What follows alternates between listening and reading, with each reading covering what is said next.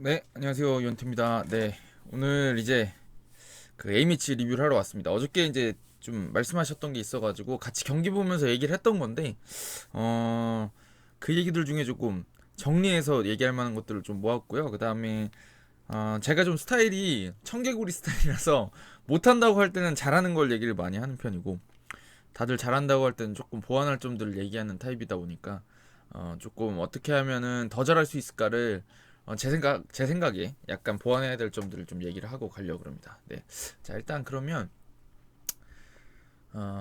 이야기를 해야 되는데 일단 뭐 경기 결과는 우리나라가 이제 시리아를 2대 0으로 깔끔하게 잡아내면서 그 10회 연속이죠.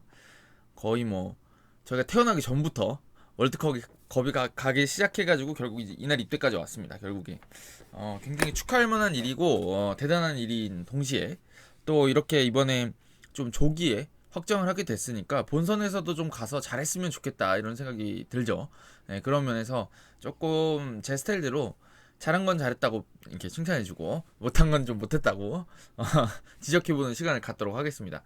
자 일단 이제는 다들 많은 분들이 공감하시는 것 같아요. 제가 이제 공 돌리고 할 때 빌드업 괜찮다, 빌드업 해야 된다, 뭐 이렇게 하다 보면 좋아지는 거고 시도 자체는 괜찮은데 지금 결과가 안 날 뿐이다라고 많이 말씀드렸던 걸로 기억하는데 결국 이거는 지금 이제 드러나고 있죠. 많은 분들이 다 동의를 해주시고 계신 부분이라고 생각합니다. 그래서 어떤 공격 전개의 그런 패스에 대해서 빌드업에 대해서 강조하는 거에 대해선 크게 제가 더 말씀드릴 건 없는 것 같고 그 다음에 이제 좀 디테일에 대해서 조금 말씀드리려고 합니다. 어, 일단 어저께 경기도 전반전에 조금 그 고전하는 흐름이 있었는데, 그러니까 이게 제가 좀 바둑알을 평소보다 다르게 이 서아시아 팀들 만나면 제가 더 낮게 그려놓는 경우들이 많은데 시리아는 아무래도 우리나라를 괴롭혀야 되고 지금 득점이나 뭐 어찌됐든 무승부 이상을 거둬야 되는 상황이니까 좀 전방 압박을 시도하는 장면들이 그 이전 팀들보다는 좀 많았습니다. 그냥 단순하게 내려서는 것보다는 내려설 때 내려서지만 기회가 있을 때는 몇 번 시도하는 것들이 나왔는데 제가 이제 그 중계 보면서도 말씀드렸던 게 뭐냐면 이게 그 시도 자체는 우리나라를 괴롭힐 수 있어요. 근데 우리나라가 실점만 안 하면 괜찮은 게 뭐냐면 이게 체력을 많이 씁니다. 어, 우리나라가 점유율을 잘 잡고 특히나 점유율을 잡았을 때 측면을 굉장히 잘 쓰고 있거든요. 지금 우리나라가 그 풀백들의 전진 능력을 잘 활용하고 있는데 득점 장면에서 그게 나왔고 그걸 이제 같이 설명드리려고 그러는데 어저께 경기도 잘 보시면 우리나라가 이제 투톱으로 나왔잖아요. 4-4-2로 나와서 사실은 뭐 이제 백승호 선수가 뭐 이렇게 올라와 있는 형태라고 그 포지션 배치상으로는 이렇게 볼 수 있잖아요. 이런 식으로 많이 배치가 됐는데 여기 황인범 선수가 약간 올라가 있고 이런 뭐 이재성 선수가 내려오기도 하고 이런 형태였는데 결국에는 4-4인데 여기 앞에 4명이 붙어 있잖아요. 그러니까 그 전반에 정우영 선수였고 나중에 권창훈 선수가 들어왔지만 정우영 그다음에 뭐 그다음 조규성, 황의조, 투톱에 이재성 선수. 그다음에 후반전에는 이제 정우영 선수 빠지고 권창훈 선수로 바뀌었는데 4명의 공격수가 있는데 일반적으로 그 측면 미드필더들은 이 선수들이 풀백들이 잡게 돼 있잖아요. 여기서 싸움을 벌이게 돼 있는데 근데 이 선수들이 우리나라 선수들이 여기 이렇게 와이드하게 쓰는 게 아니라 이렇게 좁혀오면 이 선수들도 같이 좁혀질 수밖에 없거든요, 사실. 네, 그러니까 그때를 쓰겠다고 해서 여기 있는 풀백들이 전진을 하는 겁니다. 그 기회를 봐가지고. 근데 여기 올라갈 때 보면 뭐 무작정 막 올라가 있는 게 아니라 이제 본인들도 보다가 올라가죠. 보다가 올라갔는데 이걸 올라가서 잡으려 그러면 이 선수들이 여길 따라가 줄 수밖에 없어요. 왜냐면 이 선수가 달려나가면 이쪽을 이렇게 이제 커버를 이렇게 쳐야 되는데 그럼 이제 여기가 또 헐거워지는 어떤 중앙 쪽이 헐거워지는 것들이 더 위험하잖아요. 그러니까 골은 결국에는 골문 앞에서 나기 때문에 중앙에서 나기 때문에 측면에서 시작해서 공격을 전개하는 것도 결국에 중앙에 어떻게 들어올 거냐를 고민하기 위해서 측면으로 가는 거거든요. 상대를 끌어내기 위해서. 측면의 위험성이 더 낮으니까. 그래서 여기를 잡기 위해서 이제 이런 식으로 잡고 이 선수들이 이제 전방 압박도 시도하고 여기까지 깊이 내려서 수비를 하다 보니까 때로는 파이브백 같기도 하고 어떤 때 식스백까지 6명까지 내려가는 형태가 됐는데 이런 형태로 공격 전개를 하다 보니까 이 선수들이 뛰는 양이 많아진다. 그래서 제가 그런 말씀 드렸어요. 전반에 0대0 끝나고 나서 괜찮다. 후반 되면 쟤네 힘 빠지면 골 들어갈 거다라고 말씀드렸었는데 후반전에 이제 저희가 그 계속 준비해왔던 그 공격 전개가 하나 또 먹혀들었고 권창훈 선수 그 슈팅 들어갈 때는 보면 제 생각에는 이미 못 쫓아오는 수준이 됐던 것 같아요. 공격할 때 막 들이박는 건 어떻게 되는데 지금 우리나라가 이렇게 툭탁툭탁 할 때 그 수비 조직력을 유지하는 거에선 좀 확실히 어려움을 겪었던 것 같다 이런 생각은 좀 듭니다. 그래서 저희가 이제 전체적으로 이런 식으로 경기 운영하는 것 자체가 상대를 잘 괴롭힐 수 있고 체력을 쓰게 만들 수 있는 공격 전개였다는 거에 대해서 다시 한번 이제 좀 칭찬할 점이라고 생각합니다. 자, 그리고 두 번째는 이제 득점 장면하고 연관을 좀 지으려고 아까 말씀드린 것처럼 측면에서 그 얘기를 드리려고 그러는데, 이 장면이 사실 굉장히 자주 나오는 장면이에요. 제가 매번 말씀드리는 레퍼런스가 있는데 그게 이제 아시안컵입니다. 아시안컵 16강전에 이용 선수가 올리고 김진수 선수가 마무리했던 그 장면이 있었는데, 그 장면이 언제도 또 나왔었냐면 사실 이라크전에도 나왔어요. 이라크전 3대0으로 이긴 경기로 기억하는데, 그 경기에서 첫 번째 골이 이재성 선수가 터뜨리기 전에 이용 선수가 올라오고, 한번 찾아보세요. 이용 선수가 올라올 때 김진수 선수가 굉장히 혼자서 이렇게 되게 편하게 여기를 막 들어와요. 수비가 안 쫓아오고.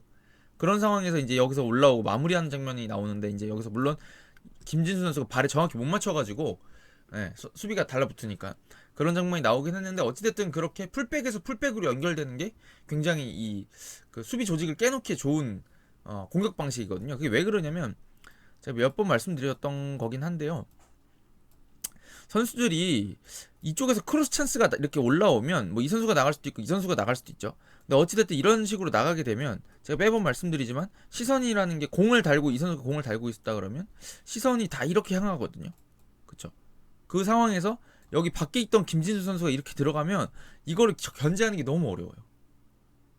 자기 뒤에서 움직이고 일단 공을 봐야, 크로스 타이밍을 봐야 수비를 하는데, 이 시야 밖에서 움직이는 게 굉장히 까다로울 수밖에 없고, 그러면 아까 말씀드린 것처럼 이 선수가 이렇게 들어갈 거 아닙니까? 그러면 여기 4명 예를 들어서 4명 맞춰지는 상황이 오는데, 여기서 지금 이제 김진수 선수가 더 추가가 되는 상황이잖아요. 그러면 아까 말씀드린 것처럼 이 선수가 여기를 잡아야 되는데, 이 선수가 공격수잖아요. 결국에는 윙포워드에 가깝다고 봐야 되고, 혹은 측면 미드필더지만 어찌됐든 앞에 있는 선수인데다가 다들 아시겠지만 공격하러 들어가는 선수가 더 빠르지, 이거 뒤에 쫓아가는 선수는 느릴 수밖에 없잖아요. 출발을 먼저 하는데 공격수가. 그러다 보니까 이게 제어가 잘 안 되는 게 너무 뚜렷합니다. 그래서 이번 경기에서도 그 알마와스 10번 선수가 김진수 선수 들어가는 걸 뒤늦게 쫓아가 보려고 했지만 이미 늦었죠. 거기서 이제 한 골이 나왔습니다. 근데 이게 지금 밀집 수비에게 계속 고전하고 있다 우리가 얘기를 했지만, 결국에는 그 풀어낼 수 있는 방법 하나를 완성도를 높여가고 있는 것 같아가지고 이거는 좋은 것 같습니다. 아시아 무대에서는 되게 잘 먹히는 방법인 것 같아요. 여기 이 중앙에 좁혀놓은 수비 조직을 바깥에서, 그 다음에 여기 또 바깥에서 들어가면서 흔들어 놓는 형태. 이거를 잘했다, 이렇게 좀 칭찬을 드리고 싶습니다. 근데 여기서 하나 더 말씀드리고 싶은 게 뭐냐면, 사실은 김태환 선수 빠질 적에 패스가 이제 이쪽에서 제 기억에 김민재 선수였던 것 같은데, 백승원인지 김민재인지 두 명이었는데 여기서 패스가 이렇게 들어가거든요.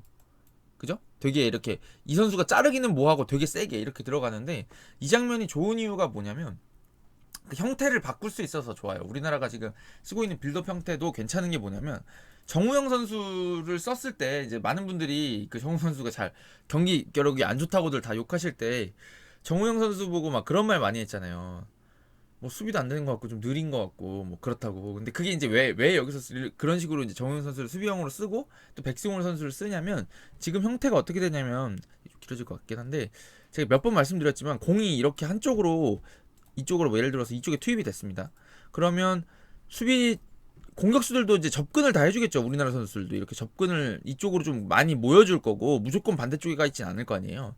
왜냐면 이게 패스를 아무리 세게 차도 이게 날아가는 시간이 있으니까 이게 대처가 되거든요. 그래서 공을 중심으로 압박할 수밖에 없어요. 이 선수들은 이런 식으로 압박을 가할 수밖에 없고 라인을 이렇게 잡게 되는데, 이렇게 왔을 때 여기 빠지면 그때는 여기 혼자 남아있는 김진수 선수가 남아있단 말이죠. 예를 들어서 그럼 여기서 이제 단번에 넘겨주는 패스들이 잘 나오고 있어요. 이게 어저께도 몇 장면 나왔었고, 근데 어저께보다도 사실 레바논전 이런 롱패스들은 더 잘 나왔던 것 같거든요. 근데 여기서 이제 장점을 발휘할 수 있는 게, 뭐 김영건 선수도 킥이 좋고 김민재도 킥이 좋고 정우영 선수도 킥이 엄청 좋죠. 그리고 정우영 선수 이제 키가 크다 보니까 1차 저지선 하기도 좋고 변형 3백으로 세우기도 너무 좋아가지고 그런 어떤 사이즈의 면에서도 앞서가고 있는 것 같은데, 어찌됐든 여기서 이제 이런 식으로 흔들어 놓는 형태를 많이 쓰게 됩니다. 근데 이제 이렇게 됐을 때 또 하나의 이제 이 측면 쓰는 방법 중에 하나가, 이 선수가 이제 이런 식으로 전개가 되다 보면, 좌우로 흔들다 보면, 혹은 이제 귀찮은 거죠. 수비하다가 이제 힘드니까 어떤 각도를 타이트하게 못 잡아주면 나오게 되는 것들이, 이제 패스가 이런 식으로 아까 중앙에 돌린다고 생각을 해봅시다. 돌린다고 생각하고 있을 때 여기서 패스줄이 나는 경우가 있어요. 지금 이쪽이 더 좋기에 좋은데 이게 이렇게 들어가면 이 선수 우리 선수는 뛰어 들어가면서 잡고 얘는 태클로 자르기에는 좀 멀고 뭔지 알겠죠? 이게 되게 아슬아슬해 보이는 패스인데 전진 패스가 이런 식으로 여기다 이렇게 들어가면 위협적인 패스가 들어가요. 근데 이게 또 중요한 게 뭐냐면 이게 이 선수가 일반적으로 우리가 생각하는 뭐 4-4-2라고 해가지고 수비 밸런스를 이렇게 잡아놔 버리면 이 패스가 안 나와요. 각이 안 나와요. 왜냐면 각이 요렇게밖에 안 들어가지 이게 아까 들어갔던 이 위치로 가려 그러면 얘한테 잘리잖아요. 그러니까 이게 이렇게 되려고 그러면 중요한 게 뭐냐면 이 선수가 측면으로 더 빠져야 돼요. 근데 지금 이걸 어떻게 하고 있냐면 벤투호는 빌드업 할 때 백승호 선수가 이번 경기에선 이제 중앙으로 빠져주면서 김민재랑 뭐 김영건 선수가 측면으로 벌려준다거나 혹은 이제 여기 김민재 선수가 남아있으면 백승호 선수가 일로 빠지는 거죠. 그래서 이제 측면으로 갈 수 있는 길에 각도를 더 넓혀주는 것들이 굉장히 이제 유기적으로 잘 돌아가고 있고 요렇게 딱 형태가 바뀌었을 때 풀백들이 기민하게 움직여주니까 여기서 공이 잘 빠지는 겁니다. 지금 예를 들어서 지금은 여기 안 들어가게 생겼죠. 뭔가 안 들어가게 생기면 투입을 해요. 발 앞에다가 이쪽에서 발 앞에 투입합니다. 왜냐면 그래야지 이쪽으로 몰게 만들 수 있으니까. 그러면 무리 안 하고 돌아 나옵니다. 그럼 여기 다시 만들어서 이쪽 갔는데 늦었다. 뭔가 반응이 늦다. 혹은 이제 전환을 좀 빨리 했다. 그러면 이제 여기다 이렇게 딱 찔러 놓는 겁니다. 여기 뛰어 들어가면. 근데 이제 이렇게 되면은 얘네가 수비하는 입장에서 너무 짜증나는 게 뭐냐면 아까처럼 이 앞에 들어오면 달려 들어가면서 습니다 그랬잖아요. 그러면 그 크로스 찬스를 줄 수밖에 없고 혹은 얘가 딸려 나오면 이쪽 중앙에 우리가 숫자가 더 많아진 한 명을 끌어낼 수 있는 효과가 있어요. 원래 얘가 맞기로 돼 있는데 패스가 그런 식으로 들어가면 얘가 쫓아오는 게 너무 늦거든요. 사실은. 그렇게 하다 보니까 우리나라가 이런 거는 어떤 팀이냐면 제가 보기에는 전술적으로 잘 만들어져 있고 연습을 훈련이 잘 돼 있는 팀들이 누릴 수 있는 특권입니다. 조금 더 고급 축구를 하는 특권. 예, 그래서 우리나라는 덜 뛰면서도 상대를 더 괴롭힐 수 있었던 거죠. 예, 이런 점에서 좀 칭찬을 드리고 싶어요. 예, 칭찬해야 될 것 같아요. 예, 근데 이제 냉정하게도 짚어볼 점도 짚어보고 가도록 하겠습니다. 지금 제가 생각보다 좀 시간이 길어졌는데 빨리 끝낼게요. 자, 일단 경기 끝나고 이제 벤투 감독 인터뷰를 보니까 이렇게 나왔더라고요. 최상의 경기력은 아니었던 것 같다라는 평가를 했고 그 다음에 승리는 하지만 정당했다라고 했는데 저도 조금 약간 비슷한 면이 있었던 게 뭐냐면 일단 경기력 자체는 안정적이었다고 생각해요. 우리가 원래 하던 대로 했고 뭘 하려는지 보여줬던 것 같고 근데 이번 경기에서 조금 실수들이 나왔던 게 조금 저는 마음에 안 들지 않았을까 싶어요. 그 김진수 선수가 치명적으로 나왔던 그 백패스 했던 장면 있잖아요. 근데 그런 것들이 사실 김진수 선수가 잘못한 거죠. 잘못한 거였는데 그걸 단순히 김진수 선수만의 잘못으로 보기는 좀 가혹한 면도 있다고 생각합니다. 뭐 과실을 따졌을 때 100% 과실은 안 나올 것 같은 게 뭐냐면 어저께 이제 시리아가 압박할 때 우리나라가 조금 허둥대거나 조금 이 빌드업에서 흔들리는 경향들이 있었어요, 사실은. 그러니까 이제 김진수 선수한테 갈 때도 깔끔하게 가지를 못하다 보니까 이제 그런 어떤 미스가 나오게 되는 거고 사실은 그 압박 거리에 있으니까 압박이 걸렸을 거 아닙니까 김승규 선수 쪽에서. 그러니까 애초에 조금 더 안정적으로 공을 돌릴 수 있었다 그러면 그런 거에 이제 위기를 노출하지 않았을 수도 있는데 그게 조금 그랬던 것 같고 근데 다만 이제 그 아까 말씀드린 것처럼 시리아가 굉장히 압박 강도를 높였기 때문에 그걸 90분 내내 할 수는 없거든요. 그런 식으로.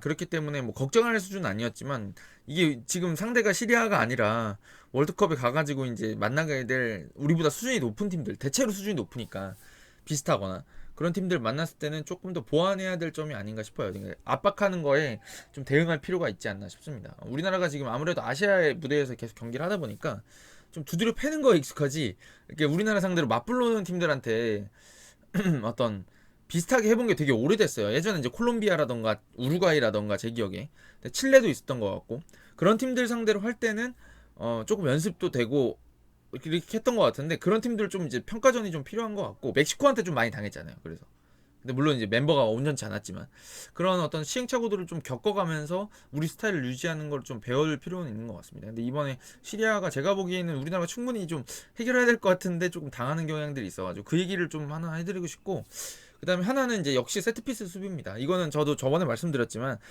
오늘 당장 이거 해결 못하면 죽는다 이런 건 아니거든요. 오픈 플레이에서는 기회를 잘 안 주고 있기 때문에 전체적으로 전방 압박이나 이런 거는 수비적으로 괜찮은 것 같아요. 가끔가다 이따금씩 너무 덤벼들어서 한두 개씩 벗겨지긴 하는데 그거는 완벽하게 전방 압박을 할 수는 없거든요.